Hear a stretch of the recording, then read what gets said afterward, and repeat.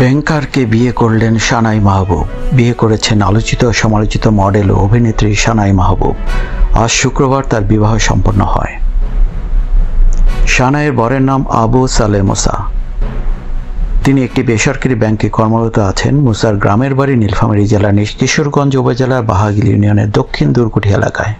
এর আগে 2019 সালে সানাইয়ের বিয়ের গুঞ্জন শুরু হয়েছিল। সাবেক এক মন্ত্রীকে বিয়ে করেছেন এবং গুঞ্জন শুরু হয় তখন।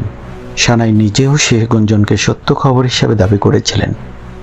সেই সময় ওই সাবেক মন্ত্রীর বাগদান হওয়ার কথা জানিয়েছিলেন তিনি, তবে পরে এ নিয়ে আর কিছুই জানা যায়নি।